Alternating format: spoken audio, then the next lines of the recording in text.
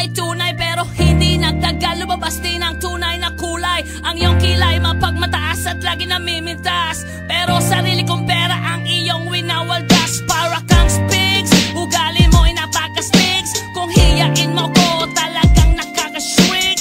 Girlie pity bye bye, don't tell a lie. Bakit mo ako laging dinideny? All the goods I've done, wala man lang recognition. Mahilig kang mga leksyon, binaliwala aking attention. Yo, anyway, everyday iba't ibang gas ang iyong ka-text. And then one time nahuli kita na meron kang ka-sex. Mas gugustuhin ko pa na magpa-crucify kesa harap-harapan mo akong stupefy. So don't be mad, so don't be sad. Lahat ng kabulugan mo ilalahad. Stupid!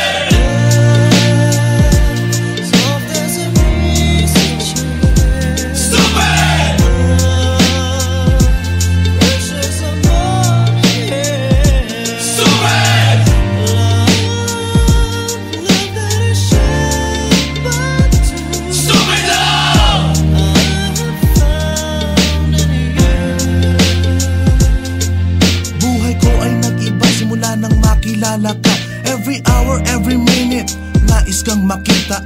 Halos di kumain, makausap lang sa phone. Between you and me, until the break of dawn. No one else comes close, pangako sa isa't isa. Ngunit napatunayan mo ba nang balik ang kanya? Pinagtapat sa akin na siya'y mahal pa rin. Anong magagawa ko kundi ikaw ay palayain? Halos isumpa sa sakit na naidulot, pero bakit ang katulad mo di pa rin malimot? Nagmahal ako ng iba ngunit ako'y bigo. Sa pag-ibig ko sa'yo ako'y bilanggo. Tumingin sa salamin na alala ang nakalipas. Masakit palang maging palakip butas, pero bago ang lahat ipagtatapat sinta. Mahal kita, sincerely yours, Vendetta. Stupid!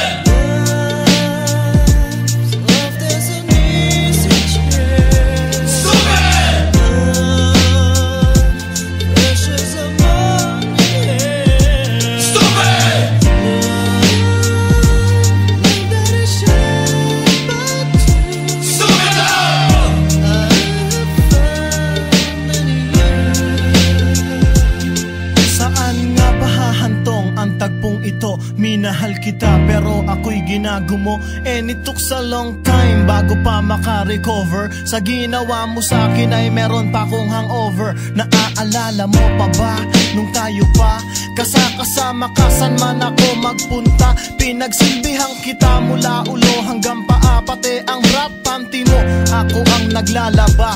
Kinukonsinti ka kung merong nagawang mali. Oo na, sige na, tama ka naman palagi. Mga inutos mo sa akin di ko sinuway, mas sinusunod na nga kita kesa sa aking nanay. Lahat na lang ng bagay binigay ko sa iyo. Naging sunod-sunuran ako na parang aso. Pag may kausap kang iba ako'y dinidinay. Basta gwapo ang guy, maaga kang bumibigay. Damn, napaka-estupido ng puso kong ito.